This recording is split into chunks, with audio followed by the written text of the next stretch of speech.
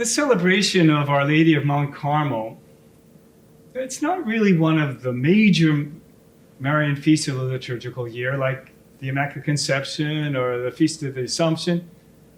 Yet, reverence of Our Lady as Our Lady of Mount Carmel is one of the most widespread devotions found all around the whole world. And I've often wondered why that is.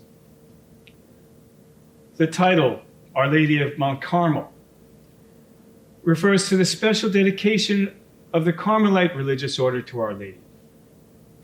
The Carmelites have been an important order in the church for almost 1,000 years, but that doesn't explain how this devotion is everywhere in the Catholic world.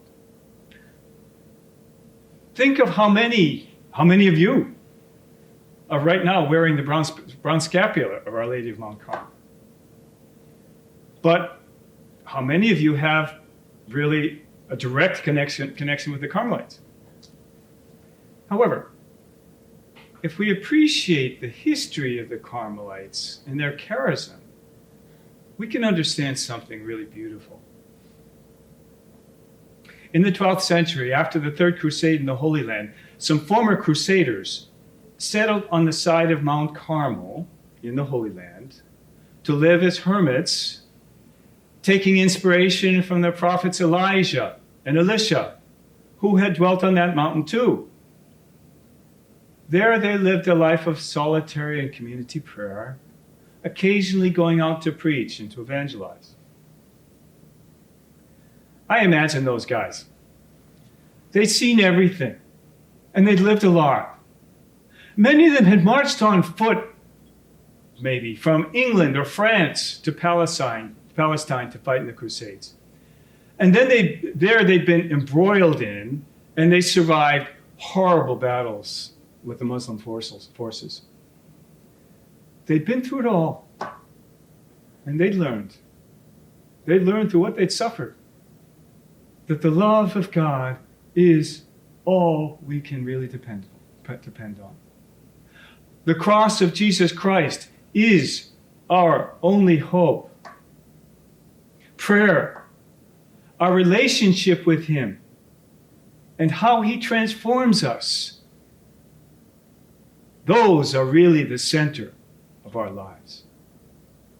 And they knew for themselves how the Blessed Virgin Mary is truly our mother, our model, and our guide in the way that they wanted to journey into the heart of Christ.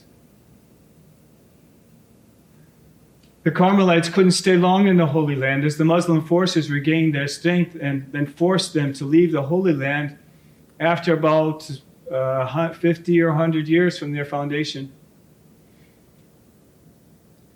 That forced them to go to the whole order was transported to Europe, where it grew, giving the church such holy contemplatives as Saint Teresa of Avila, Saint John of the Cross, our beloved Thérèse of Lisieux.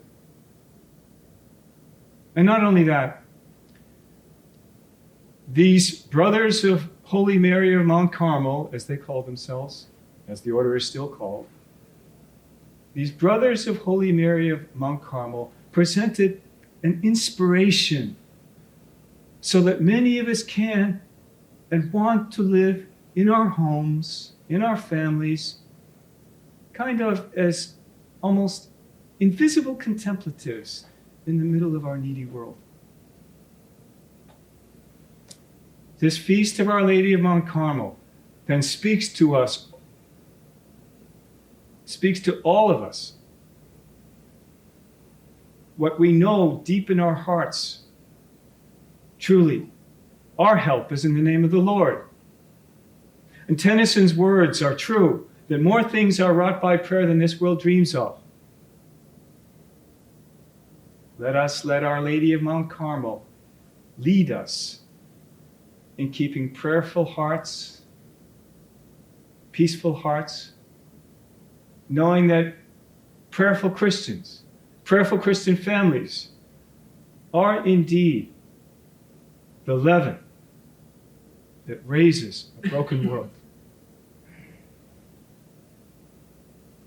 The family that prays together stays together.